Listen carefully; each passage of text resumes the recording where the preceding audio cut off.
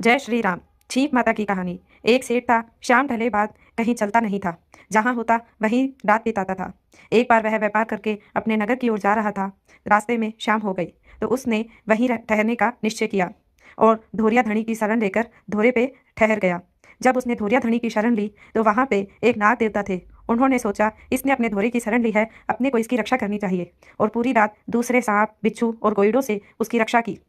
और सुबह होने पर सरपणी से कहा, मैं दाना पानी करने जा रहा हूँ, तुम जब तक यह व्यापारी नहीं जाए इसकी रक्षा करना।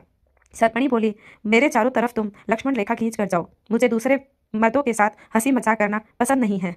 सांप देवता ने उसके चारों तरफ लक्ष्मण रेखा खींच दी। वह जैसे ही धोरे से नीचे उतरा, सरपणी दूसरे सर्पों को बुलाकर हंसी मजाक कर रही थी। यह बातें साहूकार को अच्छी नहीं लगी और वह सरपणी को अपने जूते से पीट कर आ गया। सांप देवता जब दाना पानी लेकर घर आए और सरपणी को बोला कि चलो दाना पानी कर लो, तो सरपणी ने कहा, आपने तो पूरी रात उस साहूकार की रक्षा करी और साहूकार मुझे जूतों से मार कर गया है।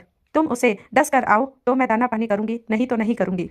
सांप देवता साहूकार के पैरों के निशान से देखते देखते उसके घर तक पहुंच गए और मटकी के नीचे जाकर बैठ गए। सोचा, जब लोटा भरेगा तो उसे डस लूंगा। और साहूकार का खाना खाते समय पानी का लोटा भरने का नियम था। साहूकार की पत्नी खाना बना रही थी, उसने आवाज लगाई कि खाना खा लो। साहूकार जैसे ही लोटा भरने के लिए उठा, उसकी पत्नी को छींक आ गई। तो साहूकार की पत्नी ने कहा कि मेरा छींक का नियम है, तो आप बैठ जाओ। ऐसा दूसरी बार भी हुआ। जैसे ही वह पानी भरने के लिए उठा, उसकी पत्नी को फिर से छींक आ गई। साहूकार की पत्नी ने फिर कहा, मेरा छींक का नियम है, आप बैठ जाओ। तीसरी बार जब उठा तो उसे फिर से छींक आ गई। तो साहूकार को गुस्सा आ गया। उसने बोला, ये औरतों की बातों का कोई अता पता नहीं।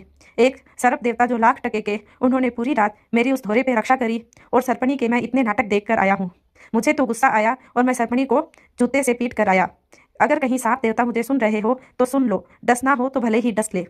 तो सांप देवता ने सोचा, आज मैं इस औरत की छींक के प्रण की वजह से अगर पूरी बात नहीं सुनता और इसको डस जाता तो मुझे कितना पाप लगता और मेरा प्रायश्चित कैसे होता। और अपने वापस जाने लगा। और साहूकार ने भी यह सोचा कि आज मैं अगर छींक के प्रण की वजह से नहीं रुकता तो सांप मुझे डस लेता और मैं मर जाता।